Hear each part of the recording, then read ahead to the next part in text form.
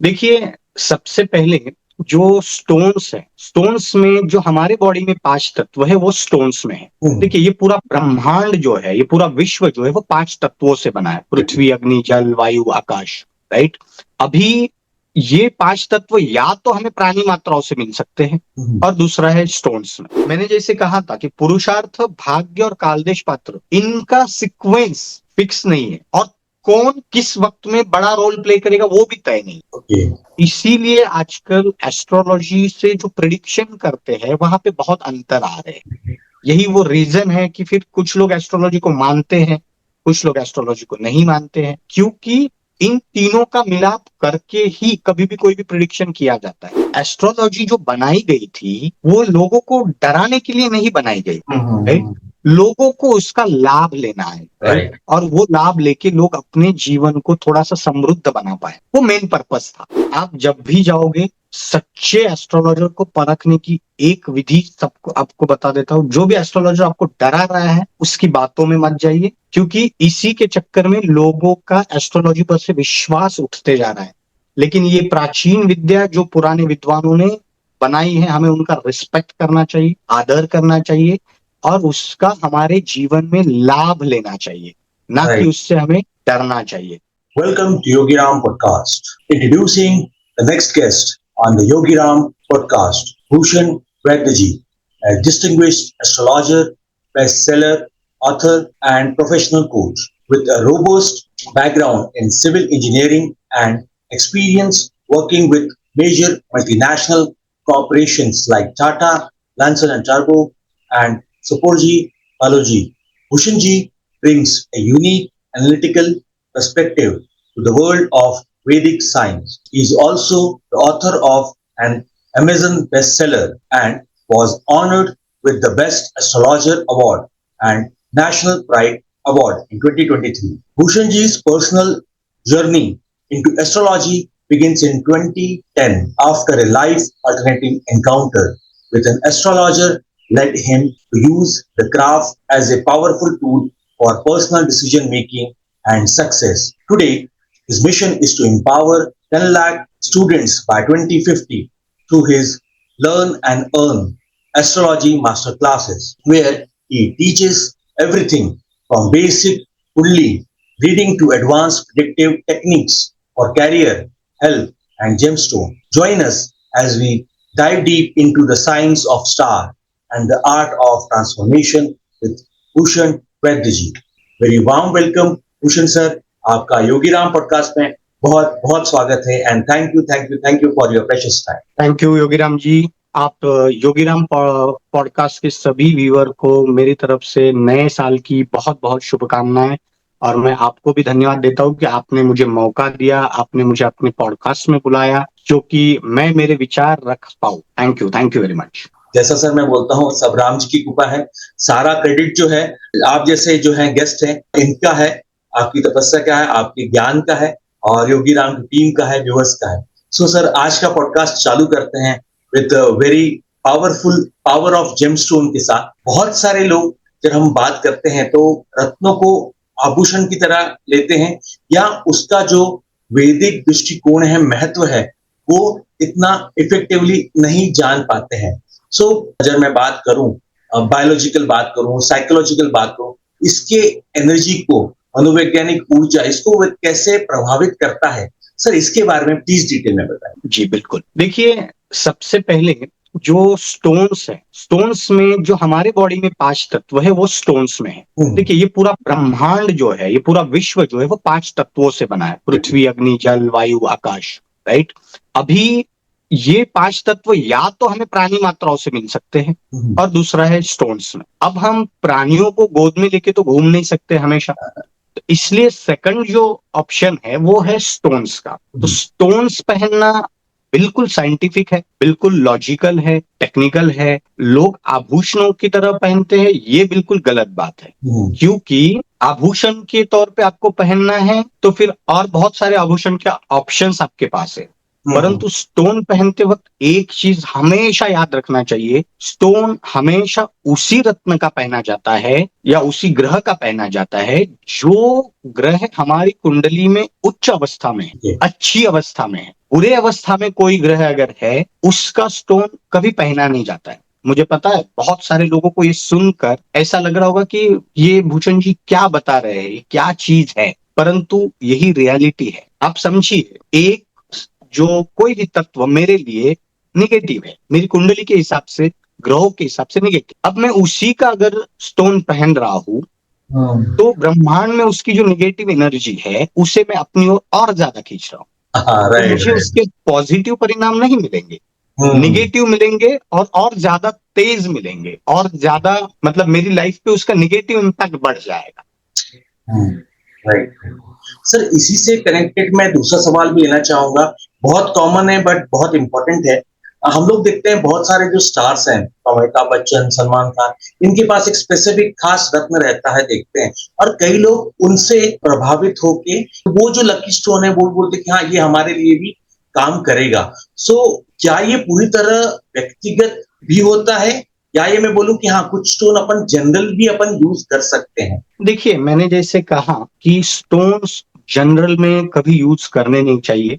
जैसे लोगों का एक मिथ है ये कि गुरु जो है वो नेचुरली शुभ प्लैनेट है, तो कोई भी व्यक्ति पुखराज पहन सकता है, बट ये गलत है। किसी की कुंडली में अगर गुरु अच्छी अवस्था में नहीं है तो हमें उसका स्टोन अवॉइड करना चाहिए। अब रही बात जैसे अमिताभ बच्चन जी, बहुत सारे मैं भी देखता हूँ ये इंस्टाग्राम वगैरह पे जो कंटेंट है उस पे ऐसा दिखाया जाता है, खास करके जो स्टोन सेल करते हैं वो लोग इसकी एडवर्टाइजमेंट करते हैं कि अमिताभ बच्चन जी का एक डाउनफॉल था और उन्होंने वो नीलम पहन लिया और तब से उनका एक बहुत अच्छा समय चालू हुआ। स्टोन्स का जो काम है वो जो टाइम हमारा उठ रहा है, जो टाइम अच्छा आ रहा है, पॉजिटिव आ रहा है, जो ग्रह की दशा पॉजिटिव दशा अगर आ रही है, उस दशा को और ज्यादा एक्सेलरेट कर सकता है, उठते हुए ग्रह को और उठाया जा सकता है। किसी के एक ग्रह नीच है, उस टाइमिंग में आप कोई भी स्टोन पहनो, आपको उसका लाभ नहीं होने वाला है, क्योंकि ग्रह जो है अच्छे पीरियड को और अच्छा कर सकता है, गिरते हुए को कोई भी स्टोन उठा नहीं सकता है। तो अमिताभ बच्चन जी का जो डाउनफॉल था, उनकी डेफिनेटली दशा खराब रही होगी, और जब उनका अच्छा टाइम आया तो रत्न नहीं भी आप अगर पहनते हो तभी भी वो अच्छा टाइम आएगा, परंतु रत्न अगर पहनते हो तो जो आपको 100% रिजल्ट मिलने वाले हैं वो 110-115% तक बढ़ जाते हैं। ऐसा कभी नहीं होगा कि किसी का एक डाउनफॉल वाला पीरियड है और मैंने एक स्टोन पहन लिया तो मेरा वो अच्छा पीरियड में कन्वर्ट हो गया, ऐसा कभी नहीं होगा। सर, मैं नेक्स्ट क्वेश्चन लेना चाहूंगा। बहुत बार ऐसा भी कहा गया है कि कोई जेमस्टोन अपन ने पहना था, फिर उसको अपन ने कुछ समय के लिए उतार दिया, निकाल दिया, रख दिया। सो क्या सर उसकी भी एनर्जी एग्जॉस्ट होती है, कम होती है, और क्या वो वापस से बिना कंसल्टेशन पहना जा सकता है कि नहीं, फिर उसके बाद भी अपने को कंसल्टेशन करना चाहिए?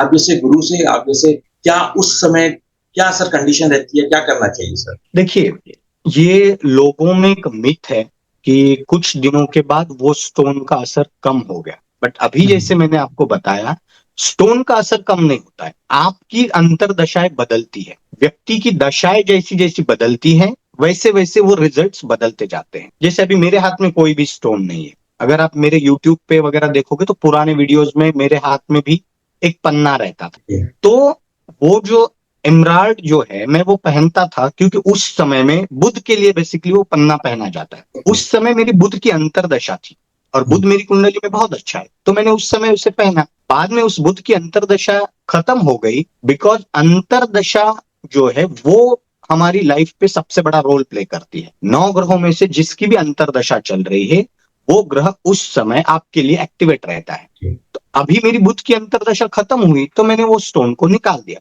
अब होता क्या है कि मैंने वो स्टोन पहना भी रहता था तभी भी उसके रिजल्ट मुझे मिलते नहीं थे। तो लोगों में ऐसा मिथ है कि वो स्टोन्स के 2-3 साल, 1-2 साल के बाद उसके रिजल्ट खत्म हो जाते हैं या उसमें वो क्षमता नहीं रहती, परंतु ऐसा नहीं है। हमारी दशाएं बदलती है और उसके चक्कर में ये स्टोन्स को हमें फिर वो एक्टिवेट नहीं रहते हैं, परंतु डेफिनेटली आपको एस्ट्रोलॉजर से कंसल्टेशन जो है वो लेना चाहिए, क्योंकि आपकी दशाएं बदलती है। मान लेते मेरी आज अच्छी दशा है, मैंने एक स्टोन पहना हुआ है, राइट। फिर कुछ दिनों के बाद जो अंतरदशा मेरी खत्म होने वाली है उसका हमें अंदाजा नहीं रहता है, इसीलिए एस्ट्रोलॉजर से कंसल्ट करना चाहिए। Great, great. सर आपने बहुत अच्छे तरीके से स्टोन और इसके मिथ, जो हम रत्न पहनते हैं और इससे जो जुड़े हुए मिथ हैं, इसको आपने बहुत अच्छे तरीके से बताया, प्रैक्टिकली एस्पेक्ट से बताया।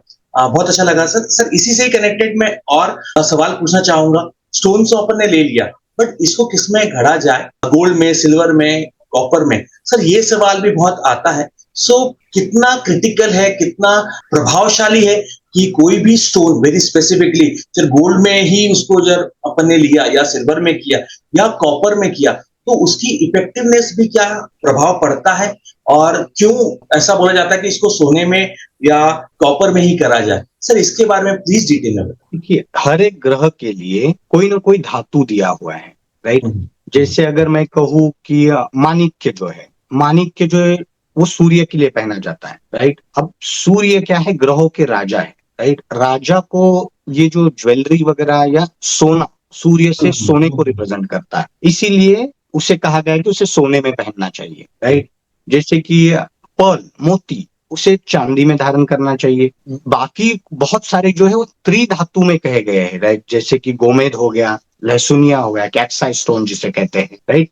इन्हें अब देखिए, नीलम जो है वो सबसे बेस्ट है लोहा, परंतु होता क्या है लोगों में कि नीलम इतना महंगा स्टोन वो है, राइट, तो हम लोहे में कैसे पहन पाए? तो एक लोगों में ये है कि इतना महंगा स्टोन लोहे में, बट शनि को लोहा रिप्रेजेंट कर, तो बट वो हाथों में अच्छा नहीं लगता है, तो फिर लोग उसे ये कहते हैं कि त्रिधातु में पहन लो, जो मिलावटी गोल्ड जिसे कैसे 18 कैरेट से कम, राइट। मूंगा जो है, राइट, मंगल, तो तांबा जो है वो मंगल को रिप्रेजेंट करता है, तो मूंगा तांबे में धारण करना चाहिए, राइट। तो सबके एक एक स्टोन के लिए एक एक जो धातु है वो निर्धारित किया हुआ है, हमें उसके ऊपर से ही जाना चाहिए। बट और एक चीज है, उनके लिए उंगलियां भी मतलब डिसाइड की गई है, बाकी उंगलियां मोटा मोटी लोगों को पता रहती है, बट शुक्र के लिए जो हीरा पहनते हैं वो स्पेसिफिकली सबसे बेस्ट, दी बेस्ट जो है वो अंगूठे में है। अगर पामिस्ट्री कोई लोग जानते होंगे तो ये जो है वो हमारा शुक्र पर्वत रहता है,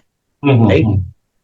यहाँ पे ये शुक्र का हीरा अगर पहनते तो दी बेस्ट रिजल्ट मिलते हैं। अगर आप साउथ में वगैरह जाओगे तो जितने भी पुराने मंदिर है उनके उन मूर्तियों में आप देखोगे यहाँ पे रत्न धारण किए हुए हैं। हमें थोड़ा वियर्ड लगता है, अंगूठे में कोई लोग पहनते नहीं है, राइट। स्पेसिफिकली डायमंड के लिए अंगूठा दी बेस्ट है। ये सर। सर आपने अभी उंगलियों की भी बात करी, कौन सी उंगली किसको रिप्रेजेंट करती है? सर मैं उंगलियों से ही एक सवाल पूछना चाहूंगा और वापस से जेमस्टोन्स में आऊंगा कि बहुत सारे लोग आजकल देखा जाता है कि सिल्वर या रिंग पहनते हैं अंगूठे में, सिर्फ एक नॉर्मल रिंग पहनी जाती है thanks to social media. So sir इसके बारे में सर क्या इंपॉर्टेंस है? वो जनरल लोग भी पहन सकते हैं इसको? एंड जब सोशल मीडिया देखा जाए, thanks to YouTube, thanks to Instagram, बहुत सारी ऐसी भी रील्स हैं जिनमें जो हीलिंग स्टोन्स लोग आजकल ब्रेसलेट्स पहनते हैं, क्रिस्टल्स पहनते हैं, तो वो कैसे डिफरेंशिएट होते हैं, अलग होते हैं जेम स्टोन से, हीलिंग स्टोन? और सर जो मैंने जो इसका पूछा रिंग का, अंगूठे में पहनने का, सर इसके बारे में प्लीज बताइए। देखिए, ऑनेस्टली स्पीकिंग, मतलब मुझे ये जो ब्रेसलेट्स और वो अलग अलग, ये इसका कभी लॉजिक पता नहीं चला। हम जितना पुराने ज्योतिष में जाते हैं, ज्योतिष में सिर्फ 9 ग्रहों के लिए 9 ही रत्न दिए हुए हैं। अब आजकल क्या है ना, एक तो अल्टरनेटिव बहुत सारे आए हैं, बट हीरा का काम हीरा ही करेगा, नीलम का काम कोई नीली नहीं करेगा या फिरोजा नहीं करेगा। बट ये सोशल मीडिया ने वगैरह इसको इस तरह से बना दिया है कि फिर लोगों को भी लगता है यार नीलम इतना महंगा है, उससे दूसरा मैं कुछ तो वो नीली पहन लूं, हीरा का कोई अल्टरनेटिव पहन लूं। परंतु आप पुराने प्राचीन जितने भी किताबें वगैरह देखोगे उसमें जो है ऐसे कोई अल्टरनेटिव बताए हुए नहीं है, और पर्सनली मैंने इसके रिजल्ट भी नहीं देखे, क्योंकि अल्टरनेटिव ऐसे अभी मेरे पास जितने भी लोग आते हैं वो खुद ही बताते कि सर मुझे किसी ने ये सजेस्ट किया था लेकिन मुझे ऐसा कोई फर्क नहीं दिखा। तो वो एक मुझे लगता है कि गलत चीज है। 9 ग्रह और 9 स्टोन, इतना ही है, किसी का कोई अल्टरनेटिव भी नहीं है। जिस ग्रह का जो स्टोन है वही स्टोन काम करेगा, अल्टरनेटिव्स पे हमें नहीं जाना चाहिए। और सर जो एक और जो सवाल था सर, रिंग का, जो अंगूठे में आजकल रिंग पहनते हैं बहुत सारे लोग, गोल्ड की रिंग, सिल्वर रिंग या ऐसा? देखिए, ओनली विदाउट स्टोन अगर रिंग पहनना है, without stone, yes sir, without stone. Yes, जो आपने फर्स्ट टाइम मुझे पूछा था कि आभूषण बोल के लोग पहनते हैं, उससे आप पहन सकते हो, राइट। जैसे कहते हैं कि मन की शांति के लिए चांदी धारण की जाती है, प्रॉस्पेरिटी जो है वो सूर्य से आती है, तो कोई लोग जो सोना वगैरह, सोने की रिंग धारण करते हैं, तो वो कर सकते हो, उसके कोई साइड इफेक्ट्स नहीं मिलेंगे आप कि मैंने सिर्फ सोना पहना है, मैंने सिर्फ चांदी पहनी है, मैंने सिर्फ तांबा पहना है, उनके साइड इफेक्ट्स आपको नहीं दिखेंगे। परंतु उसके साथ अगर स्टोन धारण करते हो तो स्टोन्स के साइड इफेक्ट भी मिलते हैं, अच्छे इफेक्ट भी मिलते हैं, और वो भी तभी काम करते हैं जब उस ग्रह की अंतर्दशा है। आप रैंडमली कभी भी कोई स्टोन पहन लोगे और उस ग्रह की अंतर्दशा नहीं है तो वो आपके ऊपर इफेक्ट भी नहीं करेगा। सर मैं आता हूं एक पर्सनल सवाल पे, और थोड़ा सा टफ वन। बहुत बार ऐसा देखा जाता है कि ज्यादातर एस्ट्रोलॉजर के पास जो जाएंगे, ये मिथ भी हो सकता है, या ऑकल्ट साइंस के पास जाएंगे तो वो कुछ ना कुछ स्टोन पहनने के लिए बोल देंगे, ये कर देंगे, वो कर देंगे। आप अपने परामर्श के दौरान इनको कैसे दूर करते हैं, और शक्तिशाली जो ज्योतिष विद्या है, ज्योतिष उपाय भी है, इनके बीच में कैसे अंतर करते हैं, और किसको क्या चीज जरूरी है, परामर्श या और कोई जो है सॉल्यूशन, या सिर्फ स्टोन से? सर इसके बारे में प्लीज बताएं। देखिए, इसके बाद शायद बहुत सारे एस्ट्रोलॉजर मेरे से नाराज ना हो जाए, इसका भी डर लगता है। तो चीज ये है कि आज तक मेरे पास जितने भी लोग कंसल्टेशन को आते हैं, मैं लगभग, मुझे लगता है 15-20 लोगों से ज्यादा लोगों को मैंने स्टोन सजेस्ट नहीं किया होगा। उसका रीजन है कि स्टोन जो है, पहला भाव यानी लग्न भाव का स्वामी लग्नेश, पंचम भाव का स्वामी पंचमेश, और नवम भाव का स्वामी नवमेश, ये 3 के ही पहनने चाहिए, राइट। राहु केतु जो है वो पहला भाव, 5वां भाव, 9वां भाव और 10वें भाव में अगर बैठे हैं और कुंडली में उनके स्वामी अगर अच्छी अवस्था में है, तभी राहु केतु के स्टोन पहने जाते हैं। बिकॉज राहु केतु कोई भी राशि में ना उनका स्वामित्व है, ना ही वो किसी के मित्र है, शत्रु है, ना ही कहीं पे उच्च या नीच है, राइट। थोड़ा सा टेक्निकल है ये, बेसिकली ये मेरे जो स्टूडेंट्स रहते हैं वो कोर्सेज में वगैरह उन्हें वो क्लियर होता है, बट जो भी एस्ट्रोलॉजी के जानकार होंगे उन्हें भी ये चीज समझ में आ रही। तो लग्नेश, पंचमेश, नवमेश और राहु केतु के लिए लग्न भाव, पंचम भाव, नवम भाव और दशम भाव में अगर राहु केतु है और उनके स्वामी अगर उच्च अवस्था में है, अच्छी अवस्था में है, तभी स्टोन सजेस्ट किया जाता है। दूसरी चीज है, मान लेते इसमें एक सबसे बड़ा प्रॉब्लम ये है कि एस्ट्रोलॉजर के पास व्यक्ति कब जाता है कि जब उसकी कोई ना कोई बुरी दशा चल रही है, वो कहीं ना कहीं तंग है, तभी जाता है। तो जैसे मैंने पहले कहा था, तंग है मतलब उसकी तो बुरी दशा चल रही है। इट इज मीनिंग कि ये टाइम तो स्टोन पहनने के लिए बिल्कुल नहीं है। और वही वो रीजन है कि मैं आज तक सजेस्ट इमीडिएटली तो किसी को सजेस्ट नहीं किया है। बहुत रेयर केस में ऐसा होता है कि व्यक्ति की बहुत अच्छी दशा चल रही है और वो एक परामर्श लेने आए कि पंडित जी मैं तो इतना बड़ा इन्वेस्टमेंट करने वाला हूँ, क्या ये सही समय है? तब मैं उसका देखता हूँ कि ओके, समय अच्छा है, दशाएं साथ दे रही, और उस केस में आप ये रत्न भी पहन लीजिए, फिर आपका टाइम जो अच्छा टाइम है ऑलरेडी वो और ज्यादा एक्सेलरेट होगा। इसीलिए एस्ट्रोलॉजर के पास जब भी आप जाते हो ना, थोड़ी सी आपकी दशाएं समझ लीजिए। व्यक्ति को थोड़ा सा नॉलेज होना चाहिए कि मेरी अच्छी दशा है या बुरी दशा है, और कभी भी बुरी दशा में कोई भी स्टोन पहनना नहीं चाहिए। मान लेते कि मेरी दशा बुरी है लेकिन 1-2 साल बाद एक अच्छी दशा है, वो ग्रह मेरी कुंडली में अच्छा है, मैं आज ही उसका स्टोन पहन लूं, तभी भी मुझे उसके रिजल्ट आज नहीं मिलेंगे, 2 साल बाद जब उसकी दशा आएगी तब उसके रिजल्ट मिलेंगे। तो सबसे बड़ा रेमेडी है समय, राइट। उपाय जो सबसे बड़ा है, हम अक्सर कहते भी है कि समय ही सबसे बड़ा उपाय है, राइट। हम कितना भी बड़ा दुख होने दीजिए, समय के अनुसार वो हील होते जाता है, राइट। सो ऑलवेज स्टोन पहनते वक्त अच्छी दशा का ही उपयोग किया जाना चाहिए। वेरी जेन्युइन आंसर, और बहुत ही प्रैक्टिकल टेक्निकल जब बोलूं, आपने इतने अच्छे से समझाया, लोगों को चीजें क्लियर हुई होंगी बहुत सारी। सर इसके बाद मैं एक और जनरल सवाल लेना चाहूंगा, and then we will get into more into astrology और कैरियर्स के बारे में जब मैं बात करना चाहूंगा। और सवाल मैं लेना चाहूंगा, आजकल एक कॉमन इश्यू आया है रिगार्डिंग मैरिज। यंगस्टर्स जो हैं they are struggling with the marriage, and yes संतान प्राप्ति के लिए भी बहुत सारे लोगों को बाधाएं आती हैं। सो सर इसके बारे में प्लीज डिटेल में बताइए, क्या इसकी जनरल रेमेडीज भी होती हैं, क्या एस्ट्रोलॉजिकल हाउस है, क्या करस्पॉन्डिंग स्टोन्स जो अपन बोले, जेम स्टोन बोले, वो है, और आप कैसे इसको एनालाइज करते हैं, आप इस प्रॉब्लम्स को कैसे सॉल्व करते हैं मैं बोलूं, या इसको आंसर आउट करते हैं? सर इसके बारे में प्लीज बताएं। यस, देखिए, ये जो पूरा ब्रह्मांड जो चल रहा है ना, वो 3 चीजों पे चल रहा है। सबसे पहला क्या है कि पुरुषार्थ, व्यक्ति कितनी मेहनत कर रहा है। दूसरा जो है वो है कि भाग्य, यानी ग्रह वगैरह आपकी कुंडली में किस तरह से है, कौन सी दशाएं चल रही, यानी भाग्य। मैं हमेशा कहता हूँ एस्ट्रोलॉजी भाग्य की, समय की गणना है, भविष्य की गणना नहीं है। और तीसरा जो चीज है वो है कालदेश पात्र की परिस्थितियां, राइट। तो आज की डेट में जो विवाह देरी से हो रहे हैं, राइट, बहुत लोग तंग हो गए हैं, राइट, वो सबसे बड़ा उसमें ये है कालदेश पात्र की परिस्थितियां, राइट।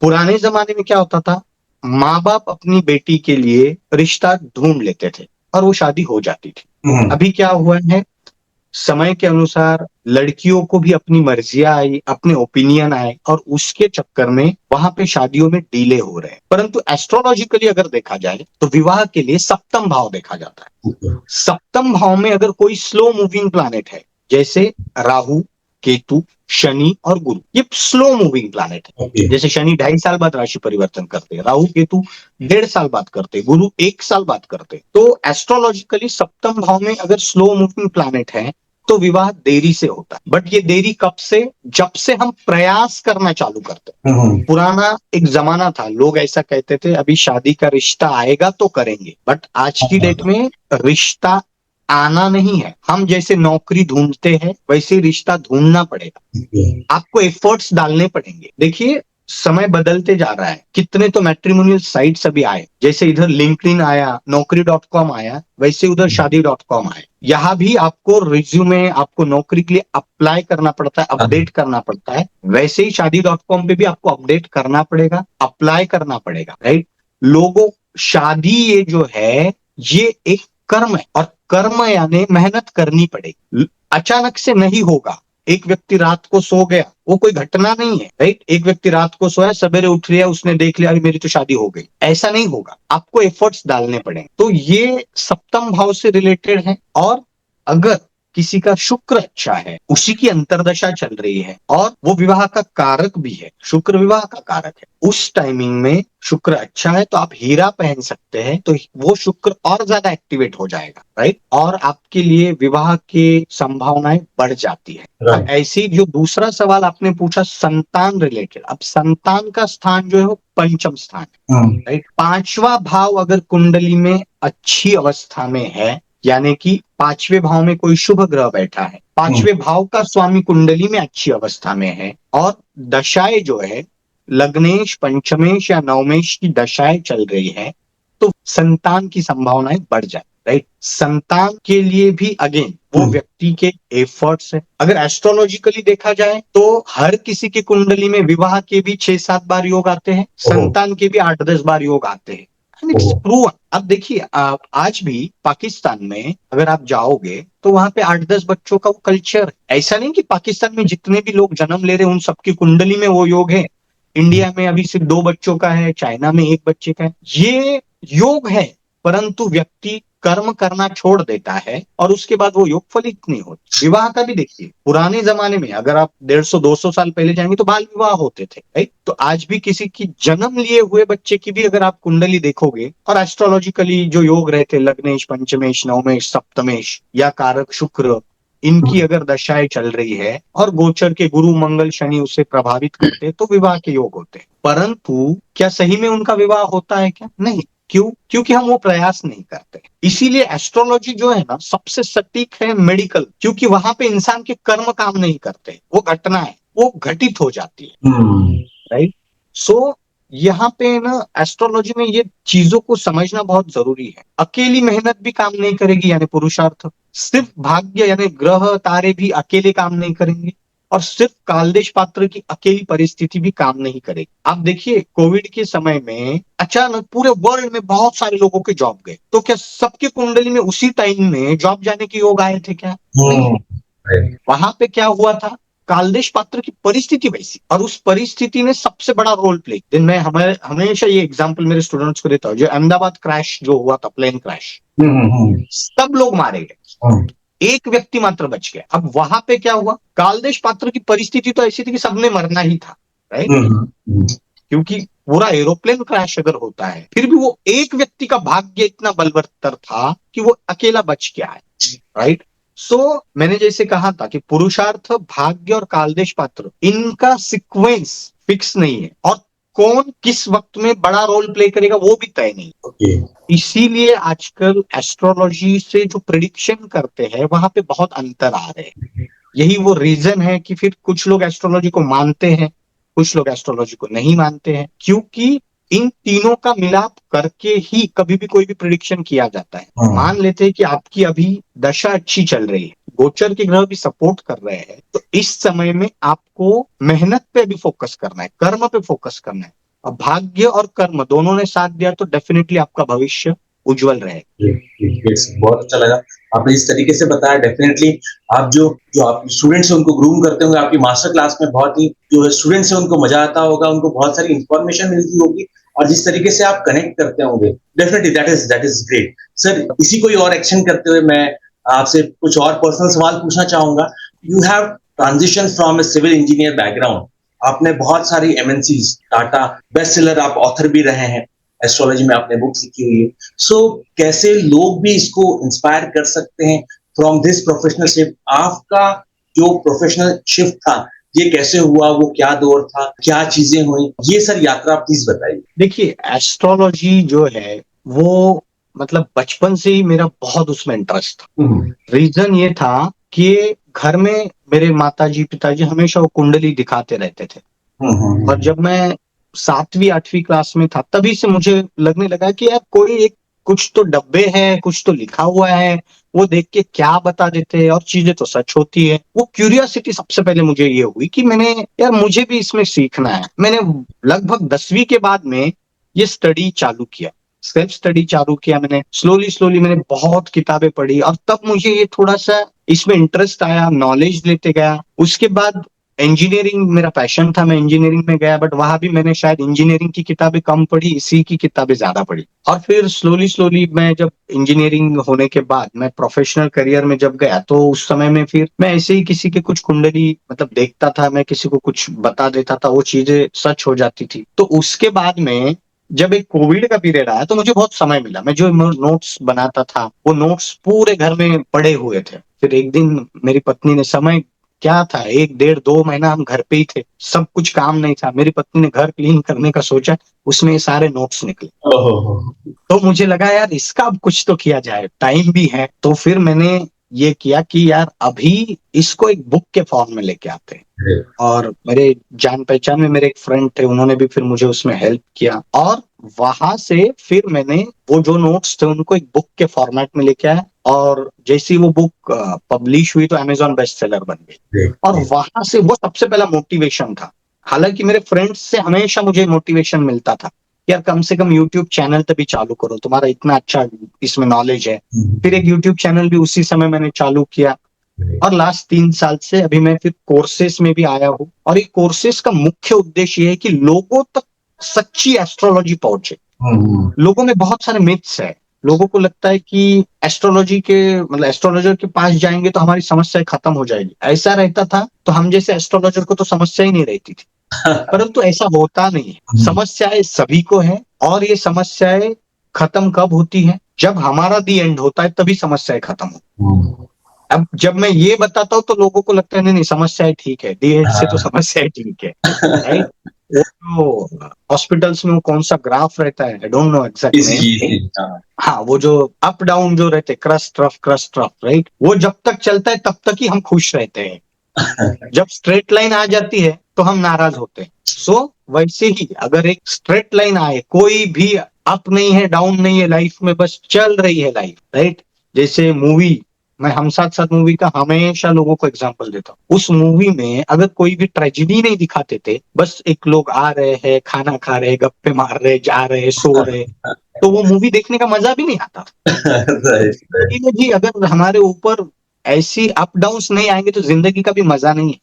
इसी के साथ जिंदगी जीने में मजा है। तो सच्ची एस्ट्रोलॉजी लोगों तक पहुंचाना, ये मेरा ये है। और मेरी तो गवर्नमेंट से भी रिक्वेस्ट है कि एस्ट्रोलॉजी को कहीं ना कहीं एकेडमिक का पार्ट बनाना चाहिए। इतना साइंटिफिक ये चीजें है। हम हर्षल, नेपच्यून, प्लूटो को नासा ने आई थिंक 2003 में उन्होंने रिमूव कर दिया उन ग्रहों को इससे, हाँ राइट। हमारे पुराने विद्वानों ने, अगर एस्ट्रोलॉजी को हम जानते हैं तो जो वैदिक काल था जिसमें वेदों की रचना हुई, तो ईसा मसीह के जन्म से 24,000 साल पहले, अगर मैं कहूँ ईसा मसीह या यीशु ख्रिस्त का जन्म जो है वो 2000 साल पहले हुआ, तो आज से लगभग 26,000 साल पहले ऋग्वेद की रचना हुई थी, जिसमें एस्ट्रोलॉजी के रिलेटेड 44 श्लोक मिलते हैं। तो उस समय में पुराने विद्वानों ने, इतने पुराने समय में ये हर्षल, नेपच्यून, प्लूटो को उन्होंने निकाल दिया, राइट। तो उनके पास कौन से वो औजार रहे होंगे, कौन से दूरबीनें रही होगी कि जिन्होंने उस समय ही उसे निकाल दिया था, राइट। सूर्य एक तारा होके भी उसे ग्रह में स्थान दिया, जबकि आज नासा भी ये मानता है कि सूर्य से ही बाकी ग्रहों की उत्पत्ति हुई है। तो बाकी अगर ग्रह है तो सूर्य भी ग्रह रहना चाहिए, हालांकि वो मूव नहीं होता है। तो ये इतना गहन साइंटिफिक जो चीज है वो एकेडमिक का पार्ट नहीं है, बोल के उसके ऊपर रिसर्च जो है वो बंद हो गई।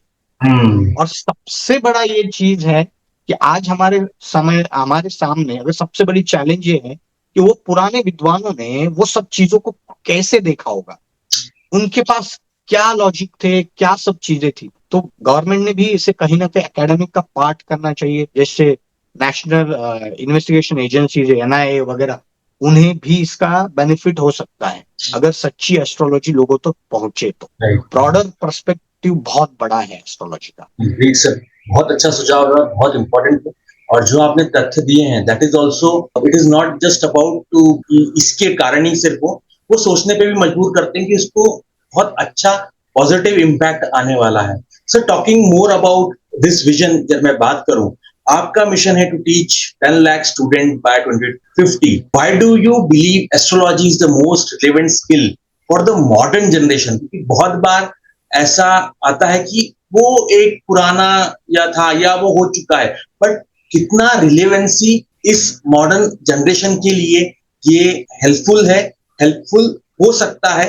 एंड सिर्फ इसको सॉल्यूशन के लिए नहीं, बट इसको एक विद्या की तरह देखा जाए, और ये हर घर में, जब मैं बोलूं, या हर लोगों को एकदम ग्रास रूट लेवल पे इफेक्ट कर सकती है, बेनिफिट कर सकती है। सर, इसके बारे में प्लीज बताइए। देखिए, आज का जो एकदम वल्नरेबल पीरियड चल रहा है, राइट, मतलब कि अमेरिका टैरिफ बढ़ाता है, इधर सोने का दाम बढ़ रहा है, राइट। हम इतने चीजों से हिट खा रहे हैं कि कहीं तो कुछ होता है, उसका हमारे ऊपर प्रभाव हो रहा है, राइट।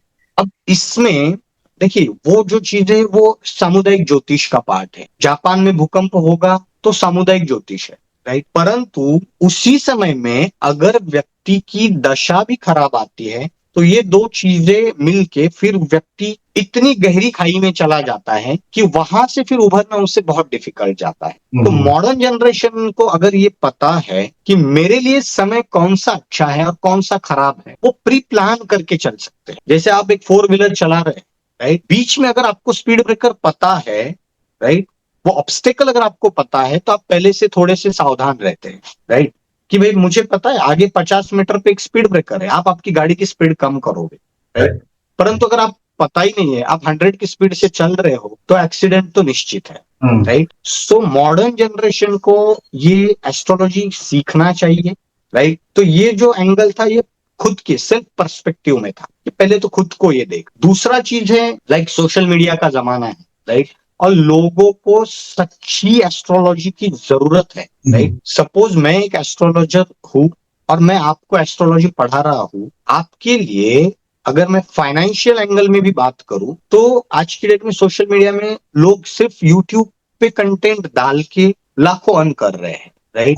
इसके साथ साथ अगर आप कंसल्टेशंस लेते हो, लोगों की हेल्प करते हो, तो वहां से भी एक फाइनेंशियल एस्पेक्ट आपके लिए तैयार हो जाता है। और ये कोई जरूरी नहीं है कि लोग इसे फुल टाइम ही करें, तो एक पार्ट टाइम वाला ऑप्शन भी एस्ट्रोलॉजी में बेस्ट आपके लिए अवेलेबल है। तो इसमें दो चीजें होती है, एक तो आप लोगों की सही हेल्प कर रहे हैं और दूसरा फाइनेंशियल एस्पेक्ट। तो दोनों एस्पेक्ट में आज की इस यंग जनरेशन को एस्ट्रोलॉजी पढ़ने पे, सीखने पे थोड़ा सा फोकस करना चाहिए। सर, जैसा आपने बताया, लर्न और अर्न दोनों चीजें बताई, मैं वापस से इसको मैं लाना चाहूंगा। इंडियन एस्ट्रोलॉजी, जब मैं मार्केट की बात करूं, तो yes, it is expected that $22.8 billion तक ये पहुंचने की उम्मीद है।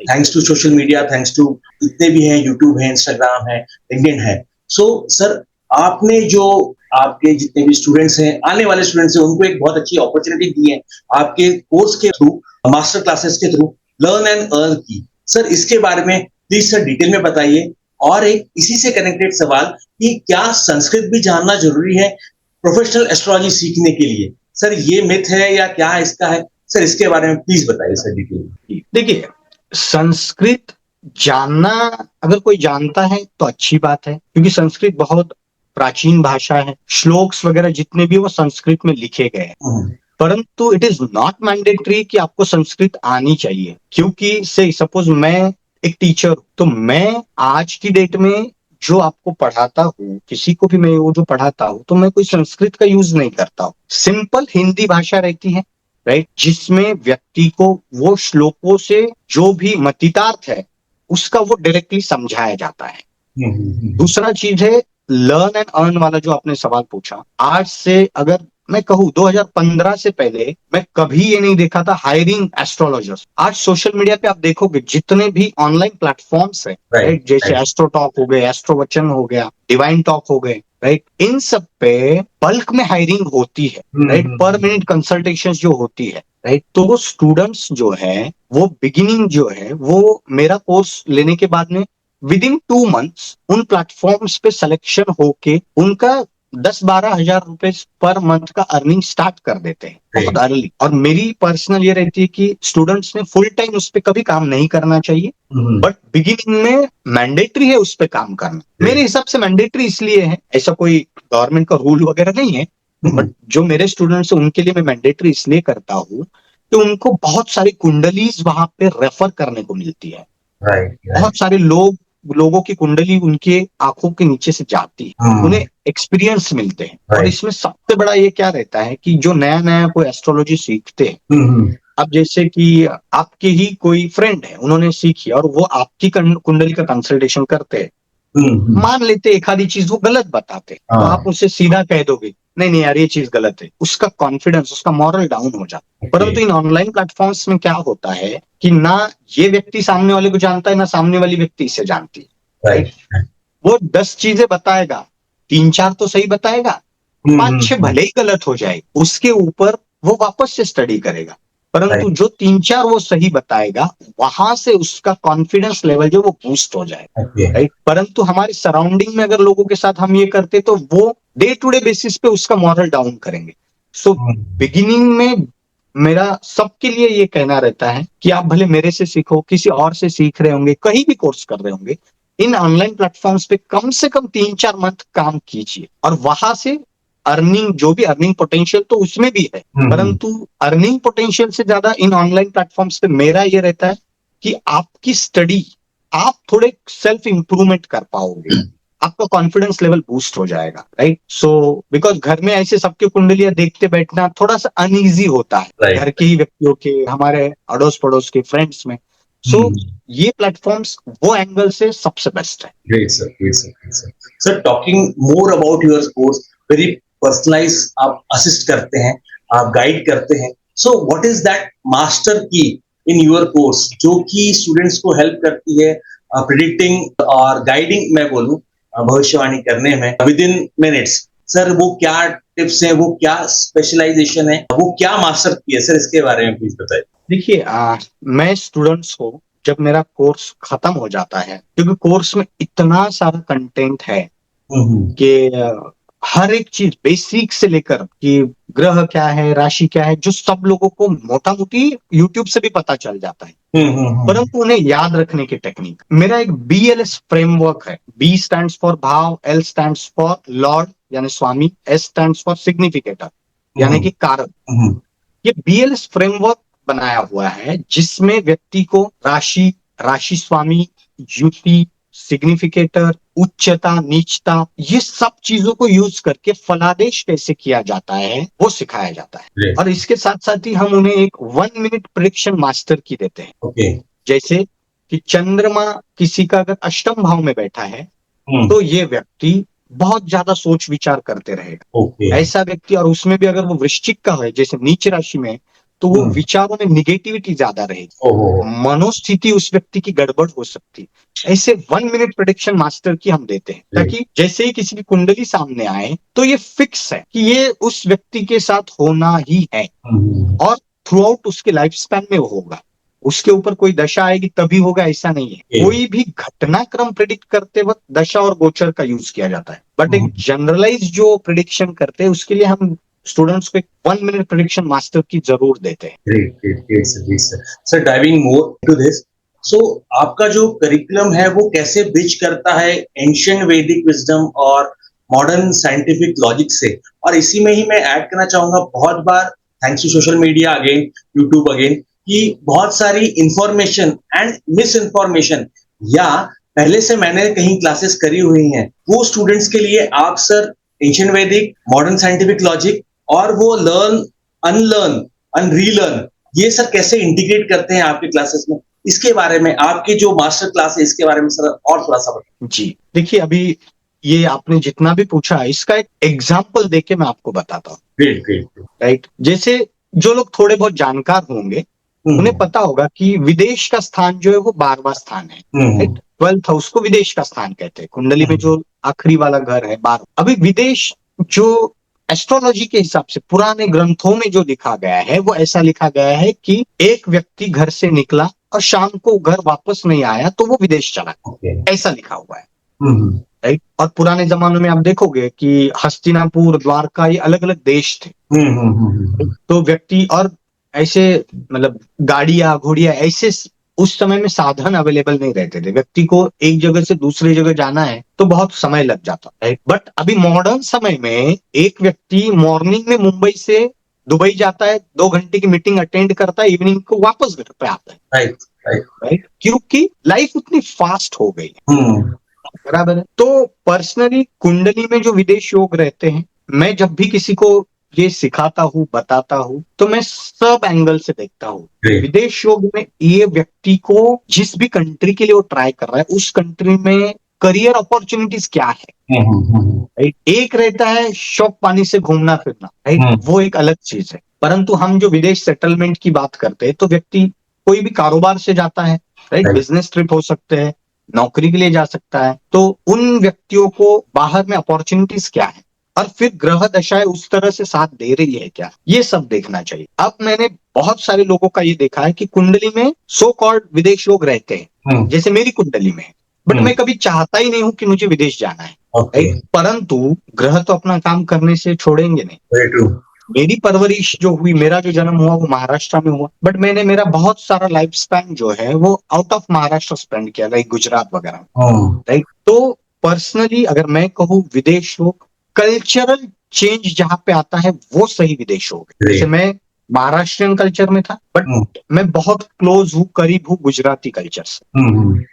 सो ये जो चीज है कल्चरल चेंज, आज की डेट में देखिए तमिलनाडु के लोग नॉर्थ में रहते हैं, काम कर रहे हैं, नॉर्थ साइड के लोग साउथ में रह रहे हैं।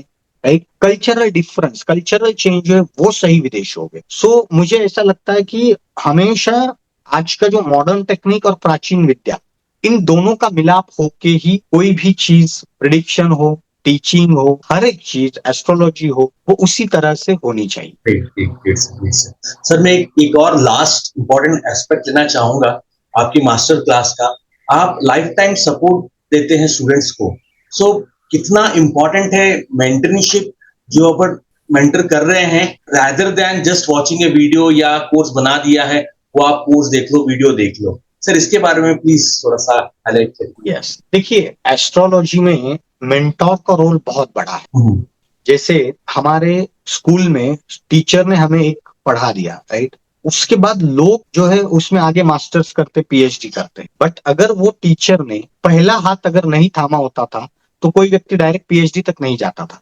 सो बिगिनिंग की जो स्टार्ट है वो इम्पोर्टेंट है। उसके बाद भी हम कम्युनिटी में उन्हें ऑलवेज सपोर्ट देते हैं कि एंड तक बहुत सारा। और मेरा जो करिकुलम है उस करिकुलम का एक स्पेशलिटी है, यूएसपी एक है ये, कि मैं एक कंसल्टेशन, लाइव कंसल्टेशन, स्टूडेंट ने पूरा पढ़ाई कर लिया, उसके बाद वो अपनी फैमिली मेंबर हो, फ्रेंड हो या नहीं, तो किसी की भी एक एक लाइव कंसल्टेशन वो देता है और उसे मैं विटनेस करता हूँ कि Okay. उस व्यक्ति ने कितनी चीजें सही बताई, Great, कितनी very good. चीजें गलत बताई है, कितनी चीजें सही बताई है, लेकिन बताने का तरीका क्या होना चाहिए था। Oh, very right, good. ये सब चीजों के ऊपर हम फोकस करते हैं। और इसमें क्या है ना, लाइफ टाइम ये ऐसा साइंस ये इवॉल्व होते रहता है। एस्ट्रोलॉजी में एक होते हैं नियम और दूसरे होते हैं विचार। Okay. राइट, नियम फिक्स रहते हैं परंतु विचार जो है वो बदलते रहते हैं। Very. तो एक अच्छे स्टूडेंट ने और अच्छे एस्ट्रोलॉजर ने हमेशा अच्छे विचारों को आत्मसात करने का वो एक एंगल रखना चाहिए। जो विचार ऐसे लग रहे हैं कि ये आउटडेटेड हुए, ऑब्सोलीट हुए हैं, उन्हें निकालने की भी उसकी वो फ्लेक्सिबिलिटी उस एस्ट्रोलॉजर में हमेशा रहनी चाहिए। सो हम लाइफ टाइम सपोर्ट इसी के लिए देते हैं कि कहीं कल जाके मैंने ही कुछ सिखाया हुआ है बट अब मुझे लग रहा है कि अब इसका उतना उपयोग नहीं है, तो वो चीज भी मैं अपडेट करता हूँ और वो कम्युनिटी में ऑलवेज उन्हें सपोर्ट मिलता है। हाँ सर, बहुत अच्छा लगा जैसे आपने बताया कि you help to get the student जिन्होंने सर्टिफिकेशन कंप्लीट कर लिया है आपके यहाँ से इनटू ऑनलाइन प्लेटफॉर्म। एस्ट्रो वचन हो गया, एस्ट्रो स्टेज हो गया, एस्ट्रो टॉक हो गया, and they can learn and earn. So sir, talking more about, मैं ब्रांड बिल्डिंग की तरफ आऊंगा। बहुत सारे, जब मैं आपसे पर्सनल सवाल से ही जब मैं शुरू करूं, you started your journey when an astrologer told you couldn't never afford a home, भाई घर नहीं बन सकता। So how did astrology help you to rewrite that destiny? Sir, personal सवाल है, ये कैसे परिवर्तन हुआ, ये कैसे आपने कर दिखाया और ग्रहों ने एंड एस्ट्रोलॉजी ने कैसे आपको मदद करी? सर, एक केस स्टडी के तौर पे सर इसके बारे में प्लीज बताइए। देखिए, एस्ट्रोलॉजर ने मुझे कहा था जब मैं मेरे करियर के अर्ली फेज में था, तो जैसे महाराष्ट्र में बहुत लोगों का एक सपना रहता है मुंबई पुणे ऐसी सिटी में घर रहे, मेरा भी वो एक सपना था। तो जस्ट ऐसे किसी फ्रेंड के इससे मैं कहा था यार अपन तो जानते हैं कुंडली के हिसाब से बट फिर भी एक सेकंड ओपिनियन लेते हैं। बहुत जाने माने एस्ट्रोलॉजर थे, उन्होंने कहा कि यार घर आपके नसीब में नहीं, परंतु मेरा एंगल अलग था कि यार सिर्फ भाग्य यानी सिर्फ ग्रह दशाएं तो काम नहीं कर सकती है। राइट, मेहनत भी तो कहीं ना कोई, कर्म भी तो इंसान के कहीं ना कहीं कुछ काम करते होंगे। इस हिस्से मैंने बहुत एफर्ट्स लिए, मैंने घर खरीदा भी, परंतु देखिए कुछ जगह पे ग्रह उसका काम करते भी है। राइट, मैंने घर खरीद लिया, राइट, वो घर आज भी है, परंतु आज 10 साल हो गए मैं उस घर में रह नहीं पाया। एक साइड में मैंने जैसे आपको बताया कि मैं बहुत सारा मेरा टाइम गुजरात में स्पेंड किया और अनफॉर्चुनेटली आज तक भी मैं उस घर में नहीं रह पाया। राइट, बिकॉज मेरा चतुर्थ भाव का जो स्वामी है वो कुंडली में अच्छा नहीं है, वो नीच का है। राइट, तो चतुर्थ भाव का स्वामी चंद्रमा है, वो नीच का है। तो मैं मेरे कर्मों से जो चीजें हासिल कर पा रहा हूँ वो कर पा रहा हूँ, परंतु वो घर में रहने का जो सुख रहता है वो मेरे भी ग्रह वहां पे देते नहीं है और मुझे उसमें बताने को कोई ये नहीं, बिकॉज ये प्लैनेटरी पोजीशन वैसी है। राइट, ये चीज मुझे पता है इसलिए मुझे उसका स्ट्रेस भी नहीं है। राइट, तो अगर कोई भी स्टूडेंट या कोई भी व्यक्ति एस्ट्रोलॉजी सीखता है और उसे पता है कि ये सब चीजें ग्रहों के इफेक्ट्स है, ये मेरे अंदर की कमी नहीं है, घर तो मैंने खरीद के रख लिया है, वो घर मैंने रेंट पे दिया है, वही रेंट पे मैं दूसरी जगह रहता हूँ, परंतु कहीं ना कहीं ग्रह उनका काम भी करते हैं। राइट, एस्ट्रोलॉजी उनका काम करती है, कर्मों से हम बहुत हद तक उसे बदल सकते हैं। परंतु जैसे मैंने बताया था कि कालदेश पात्र की परिस्थिति, कर्म यानी पुरुषार्थ और भाग्य यानी ग्रह तारे, इन तीनों का इंपॉर्टेंस कब किसका बढ़ जाए कब किसका कम हो जाए ये निश्चित नहीं है, परंतु तीनों का जब रोल आता है तभी कोई भी घटनाएं होती है। बहुत बहुत सर अच्छी तरीके से आपने खुद का एग्जाम्पल के थ्रू बताया कि यस थिंग्स वर्क। एस्ट्रोलॉजी ये जो हमारी विद्या है, ये जो ज्ञान है, ये वर्क करता है और इसको डेप्थ में अच्छी तरीके से टेक्निकलिटी के साथ जब हम उसको समझ पाए, जान पाए, तो हम देख पाएंगे कि इसका इफेक्ट कितना दूर तक है, कितना सटीक है और वो क्या एक्चुअल में बताना चाहता है, ना कि इसको जस्ट वर्ड से इसका सुपरफिशियल सिर्फ नॉलेज दिया जाए। सर, इसके बाद में एक और बहुत ट्रेंडिंग टॉपिक के बारे में, एस्ट्रोलॉजी के बारे में मैं पूछना चाहूंगा। राजयोग ये बहुत आजकल चलता है और दूसरा मांगलिक दोष, ये बहुत ज्यादा ट्रेंड होता है, बहुत सारी चीजें इससे कनेक्टेड हैं बोलते हैं, या बहुत सारी इंफॉर्मेशन मिस इन्फॉर्मेशन चलती है। सर, ये दोनों क्या चीज है और इनका क्या इफेक्ट होता है पर्सनल पे भी और होलिस्टिकली जब मैं बात करूं, क्योंकि बहुत सारे लोग इसको सिर्फ देख के मिस इन्फॉर्मेशन के भी थ्रू थोड़ा सा नेगेटिव में चले जाते हैं, मान लेते हैं। तो ये राजयोग कैसा है, कैसे इसको एक्टिवेट किया जा सकता है, या मैं बोलूं मांगलिक दोष से कितना डरना चाहिए या नहीं डरना चाहिए, सर इसके बारे में प्लीज डिटेल में बताएं। यस, देखिए, सबसे पहले ना, ये सोशल मीडिया का अगर मैं मिस यूज कहूँ तो मिस यूज आजकल यूज से ज्यादा मिस यूज हो रहा है। राइट, अब कहीं ना कहीं हम भी एक सोशल मीडिया पे ही ये सब पॉडकास्ट वगैरह हम कर रहे हैं, राइट। परंतु एस्ट्रोलॉजी जो बनाई गई थी वो लोगों को डराने के लिए नहीं बनाई गई, राइट। लोगों को उसका लाभ लेना है, राइट, और वो लाभ लेके लोग अपने जीवन को थोड़ा सा समृद्ध बना पाए, वो मेन पर्पस था, राइट।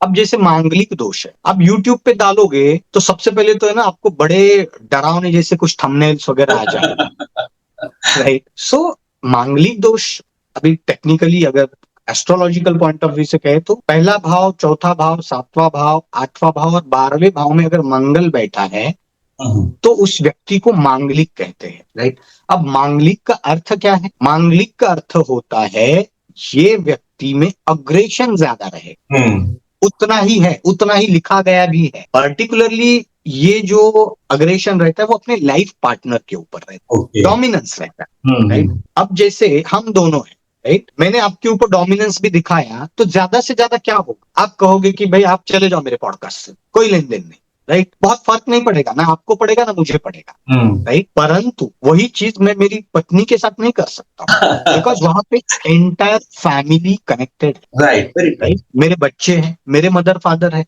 राइट। मेरी पत्नी की अपनी एक लाइफ है, राइट, मेरी खुद की एक लाइफ है, राइट। इसीलिए उसे इंपॉर्टेंस ज्यादा दिया गया है, बट लोगों ने उस इंपॉर्टेंस को डरावना कर दिया है कि मांगलिक का विवाह नॉन मांगलिक से हो जाए तो एक व्यक्ति की डेथ हो जाती है।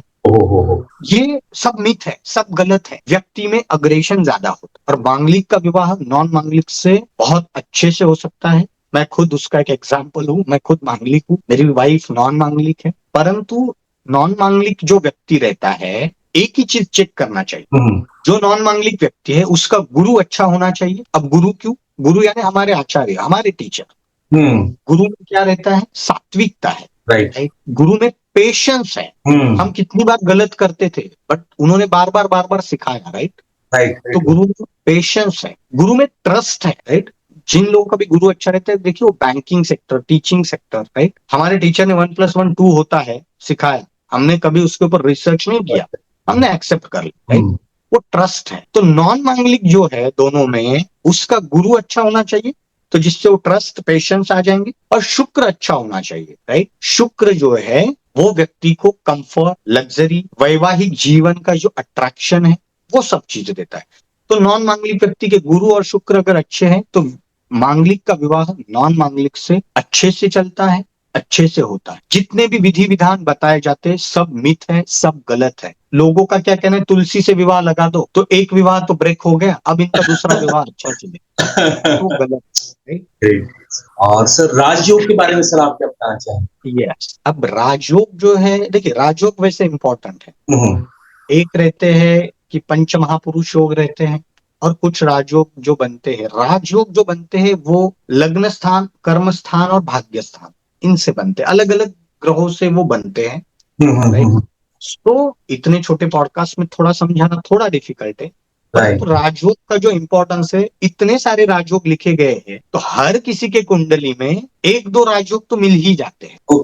परंतु उस व्यक्ति का भी अगर आप जीवन देखोगे तो सर्वसामान्य जैसा ही रहता है, राइट। इसीलिए सबसे इंपॉर्टेंट जो चीज है वो है उस व्यक्ति की कौन सी दशा चल रही है।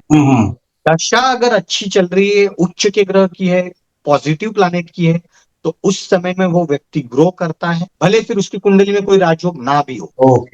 और किसी व्यक्ति की दशा बुरी चल रही है और पूरी कुंडली राजयोगों से भरी हुई है, कभी भी वो राजयोग उस समय में काम नहीं आए। ग्रेट। तो दशा is the main factor. Great sir, बहुत अच्छा लगा आपसे बात करके। और ऑलमोस्ट मेरे ख्याल से कुछ और क्वेश्चंस मैं एंड में लेना चाहूंगा, इंपॉर्टेंट वर्ड लेना चाहूंगा, कुछ और जो मिथ्स हैं मैं चाहूंगा कि आप उनके बारे में बात करें। 8वां स्थान, 8th हाउस की जब मैं बात करूं, सो बहुत बार ऐसा बोला जाता है कि ये सडन डेथ हो गया या वेल्थ के लिए जो है ये रहता है। सो इसके बारे में सर प्लीज बताइए, और क्या एस्ट्रोलॉजी वाकई हार्ट डिजीज या लीगल जेल योग जो बोलते हैं आजकल एक टर्म निकल गया है, इस पे कितना इफेक्ट होता है, कैसे उसको या चेंज या कुछ कम किया जा सकता है? सर इसके बारे में प्लीज सर डिटेल में बताइए। जी जी, देखिए अष्टम भाव लोगों ने, देखिए वो आयु का भाव है, अब लोग उसे मृत्यु का भाव कहना चालू कर दी। देखिए कितने बड़े मिथ है, वहां से आयु देखी जाती है, आयु गणना देखी जाती है, वो मृत्यु का स्थान नहीं है, क्योंकि अष्टम भाव तो सबकी कुंडली में है। राइट। तो आयु की गणना अष्टम स्थान से की जाती है, राइट। मृत्यु योग वगैरह ये सब चीजें, ये मिथ्स है। अष्टम भाव से आयु देखी जाती है, राइट। ऐसा कोई भाव नहीं कुंडली में कि जिस भाव से मृत्यु देखी जाए, राइट। क्योंकि मैंने जैसे बताया, एस्ट्रोलॉजी क्या है, ये लोगों को लाभ लेने के लिए बनाई गई विद्या थी, डराने के लिए नहीं बनाई गई थी, राइट। अष्टम भाव में क्या है, गुप्त विद्याएं है, गुप्त धन है, गुप्त विद्या है ना एस्ट्रोलॉजी, राइट। एस्ट्रोलॉजी गुप्त विद्या है, सडन लॉसेस भी है, राइट। अब जेल योग, देखिए जेल योग अगर आप कहोगे तो कितने बड़े बड़े महान नेताओं को, राइट, महान क्रांतिकारी सावरकर जैसे क्रांतिकारी, इन्हें भी जेल में डाला गया था, तो क्या हम क्या कहेंगे कि इनकी कुंडली खराब थी? वो तो देश के लिए लड़ने गए थे वहां पे, राइट, वेरी ट्रू। उन्हें किस एंगल से जेल में डाला गया था वो एंगल भी देखना जरूरी है। उनकी कुंडली देखोगे तो वो क्रांतिकारी थे, सुभाष चंद्र बोस, राइट, गांधी जी, तिलक, राइट, ये सब लोग कई टाइम में जेल में रहे, बाहर आए, राइट। तो ये सब जो चीजें हैं उन्हें उस एंगल से नहीं देखना चाहिए। लोग क्या है ना, आजकल लोगों को डरा दो तो लोग ज्यादा सुनते हैं, ज्यादा देखते हैं, और यही सोशल मीडिया का ड्रॉबैक भी है। तो सोशल मीडिया को मुझे लगता है थोड़ा अच्छे एंगल से यूज करना चाहिए, जिससे कि लोगों को उसका लाभ हो।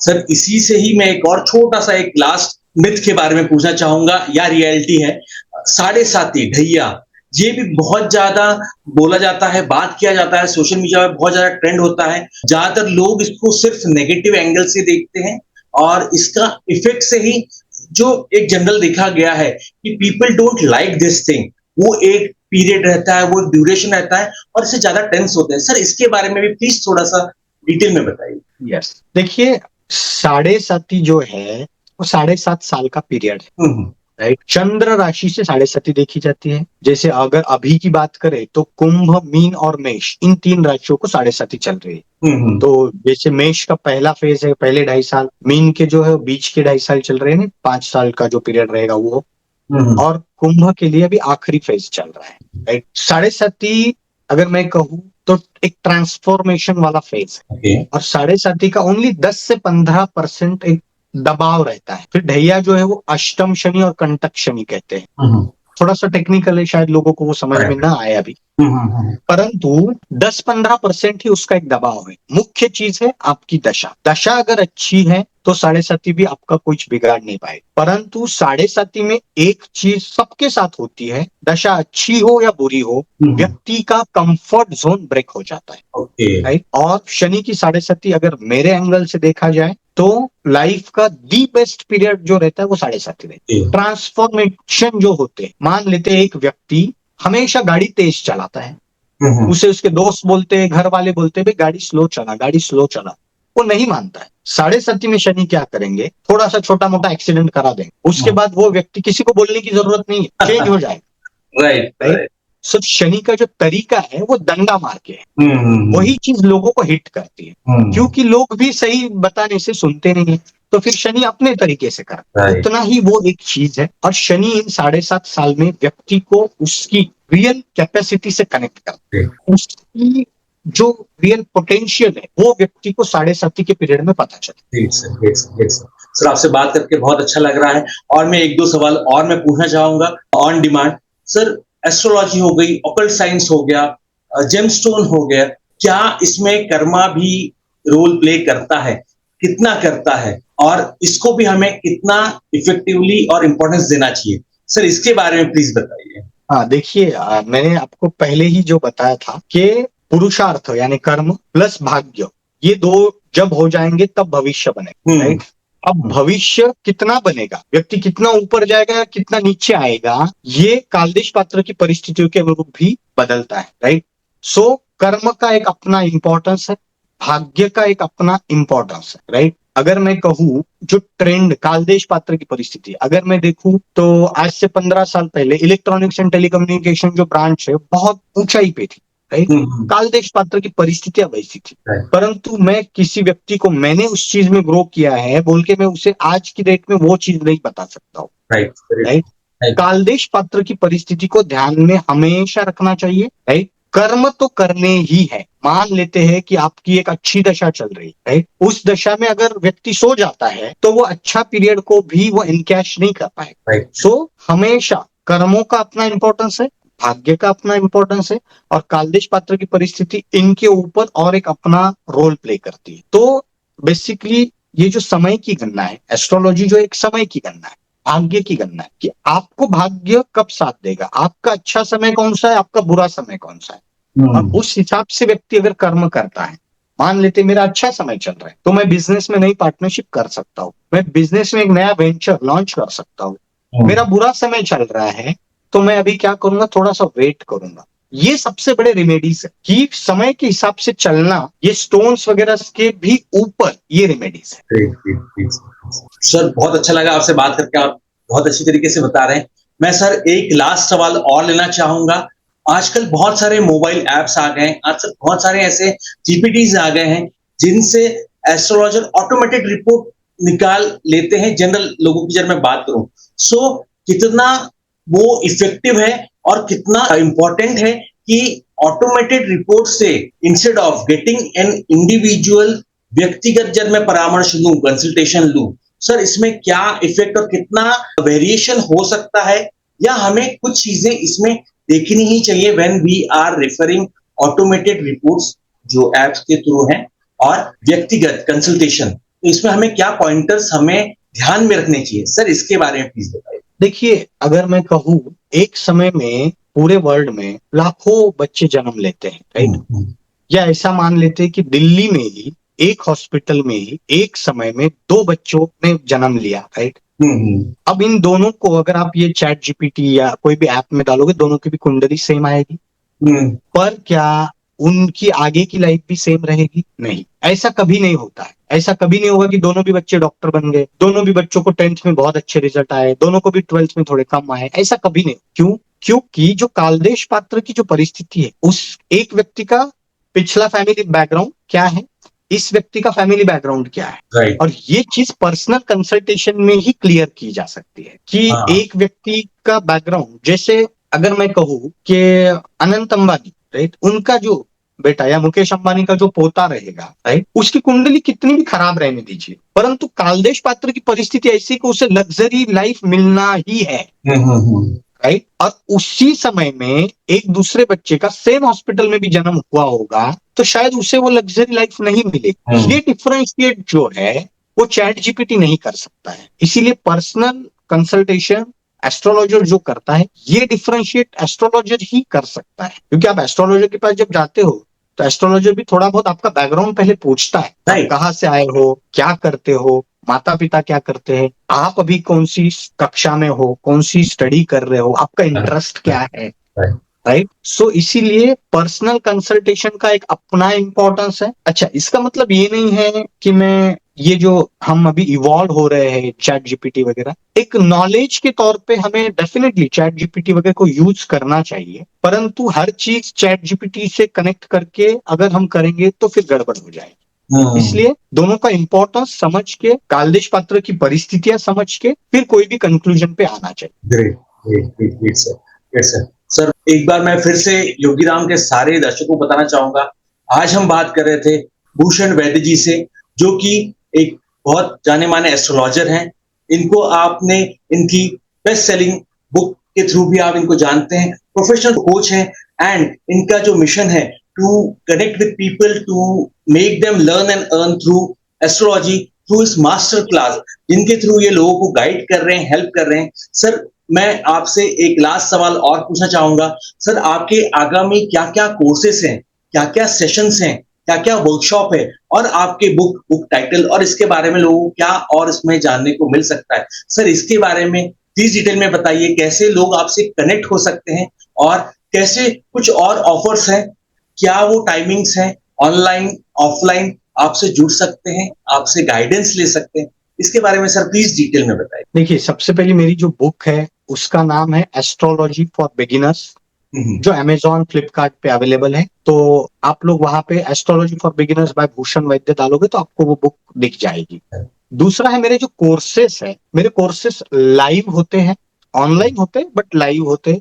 मैं कोई रिकॉर्डेड कोर्सेस नहीं देता हूँ, बिकॉज रिकॉर्डेड कोर्सेस में लोगों को, स्टूडेंट्स को जो समस्याएं आती है वो वहां पे फिर क्लियर नहीं होती है।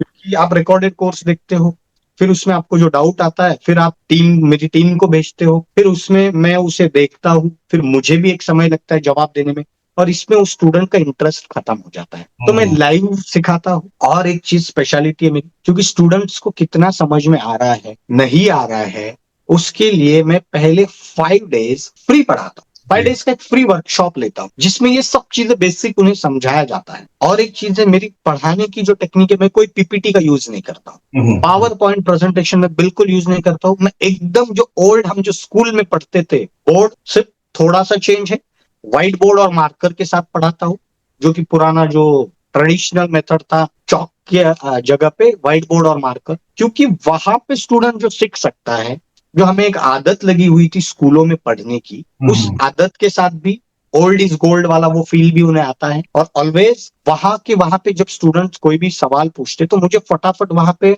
ड्रॉ करके एन नंबर ऑफ एग्जाम्पल से हम ये करते हैं। अब रही कोर्सेस जो है, तो हमारा एक बेसिक और एडवांस ऐसा दोनों कोर्स रहता है। एडवांस कोर्स में लाइफ के सभी इवेंट्स को कवर किया जाता है, जैसे विवाह, लव मैरिज होगी या अरेंज मैरिज होगी, विवाह कब हो सकता है, विवाह की संभावनाएं क्या है, मैरिड लाइफ अच्छी रहेगी या खराब रहेगी, चरित्रहीनता के क्या योग होते हैं, व्यक्ति अपने करियर में कब ऊंची मकान पे जाता है, व्यक्ति को करियर में डाउनफॉल कब आता है, व्यक्ति का एजुकेशन कैसा रहेगा, किस क्षेत्र में करियर अच्छा रहेगा, व्यक्ति के अपने माता पिता के साथ संबंध कैसे रहेंगे, व्यक्ति के भाई बहनों के साथ संबंध कैसे रहेंगे। साथ ही साथ ये जो चीजें हैं, मुहूर्त ज्योतिष, राइट, नामकरण, इनके इंपॉर्टेंस क्या है, आज के तौर तरीकों में हम इन्हें किस तरह से फिट कर सकते हैं, राइट, दुर्घटनाओं के योग, कर्जों के योग, प्रॉपर्टी बेचने के योग, लाइफ का हर एक इवेंट उसमें कवर किया है। और सबसे स्पेशलिटी है मेडिकल एस्ट्रोलॉजी, व्यक्ति को कौन सी बीमारी हो सकती है, कब हो सकती है, बॉडी का कौन सा अवयव अफेक्ट हो सकता है, ये सब चीजें एकदम स्ट्रक्चर्ड मैनर में, दशाएं, गोचर, ये सब लगा के विथ एग्जाम्पल्स उन्हें ये सिखाया जाता है। साथ ही साथ हमारे असेसमेंट्स भी रहते हैं, ताकि स्टूडेंट्स को भी पता चले कि हम कितना समझ पा रहे हैं। अच्छा, राइट। और स्टूडेंट्स कितने समझ पा रहे हैं, जब उनका वो रिपोर्ट मेरे पास आता है तो मुझे भी समझता है कि स्टूडेंट सही में कितना समझ पा रहे हैं, सही में उन्हें कितनी चीजों में तकलीफ आ रही है। राइट। सो एक उसके ड्यूअल पर्पज है, एक मेरा खुद का भी पर्पज है कि और स्टूडेंट्स को भी रिकॉल होती है चीजें असेसमेंट से। तो एकदम जो ओल्ड टाइम था, जैसे आजकल तो स्कूलों में भी एग्जाम बंद कर, राइट, और उसकी वजह से भी बहुत सारे अभी मतलब उसकी निगेटिविटी और आने वाले 5-10 साल में दिखेगी हम, राइट। सो मैंने मेरे करिकुलम में एग्जाम्स, राइट, वो इसीलिए रखे हैं कि स्टूडेंट्स वो एग्जाम के चक्कर में भी तभी थोड़ा सा तो पढ़ेंगे, राइट, रिकॉल हो चीजें उन्हें, जो चीजें उन्हें नहीं आ रही उन्हें पता चलेगा कि ये वीडियोस मुझे दोबारा देखने। हम उन्हें रिकॉर्डिंग्स भी प्रोवाइड करते हैं, बट मैक्सिमम तौर पे जो चीजें हैं उन्हें लाइव क्लास में ही क्लियर हो जाती है। और विद इन 2 मंथ्स जो है स्टूडेंट्स ऑनलाइन प्लेटफॉर्म्स पे ज्वाइन करके अपनी अर्निंग भी स्टार्ट कर देते हैं। बहुत ही अच्छा सर, बहुत अच्छा लगा आपसे सर बात करके।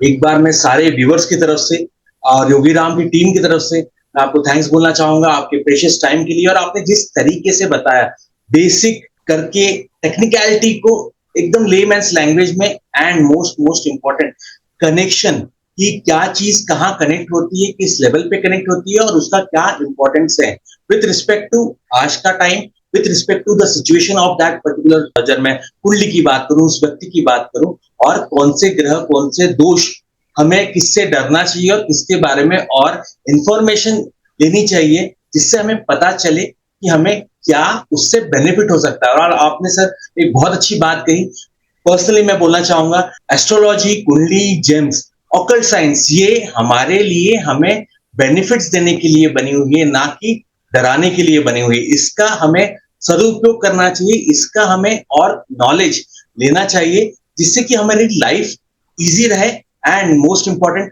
आप जैसे जो गुरु हैं इनका कंसल्टेशन लेना चाहिए, जिससे हमें पता चले कि हम एक एक्सपर्ट से जो सलाह रहती है उसका इम्पोर्टेंस और इफेक्टिवनेस कितनी होती है। सर बहुत बहुत अच्छा लगा सर, योगीराम की तरफ से, योगीराम के सारे व्यूअर्स की तरफ से, योगीराम की टीम की तरफ से and personally it was really great to have you on the Yogiram podcast. Sir एक लास्ट मैसेज जो आप हम सबको देना चाहेंगे, इसके साथ सर एंड करते हैं इस पॉडकास्ट का। जी, मैसेज तो बाकी कुछ नहीं है कि आप जब भी जाओगे सच्चे एस्ट्रोलॉजर को परखने की एक विधि सबको आपको बता देता हूँ। जो भी एस्ट्रोलॉजर आपको डरा रहा है उसकी बातों में मत जाइए, क्योंकि इसी के चक्कर में लोगों का एस्ट्रोलॉजी पर से विश्वास उठते जा रहा है।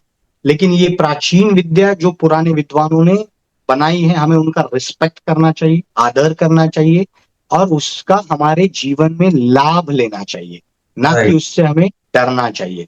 सो यही मेरा लास्ट मैसेज है। थैंक यू वेरी मच, आपने मुझे बुलाया और मैं ईश्वर से प्रार्थना करता हूँ योगीराम पॉडकास्ट के सभी व्यूअर्स को, जितने भी लोग यहाँ पे देख रहे हैं उन सबको, कि उनकी 2026 की सभी रिजोल्यूशंस पूरी हो जाए और आप लोगों को ईश्वर वो सत विवेक, वो ताकत दे कि आप अपने रिजोल्यूशंस पूरे करने के लिए पूरी क्षमता से आगे बढ़ो। Thank you. Great sir, great sir, thanks once again. और हम चाहेंगे आप आगे भी हमसे कनेक्ट हो, आगे भी पॉडकास्ट के माध्यम से हम और डिटेल में कुछ जो स्पेसिफिक टॉपिक्स होते हैं एस्ट्रोलॉजी में या जेमस्टोन में, उसकी और डिटेल में टेक्निकलिटी पे अपन बात करें। सर बहुत बहुत अच्छा लगा and thank you very much for your precious time. नमस्कार।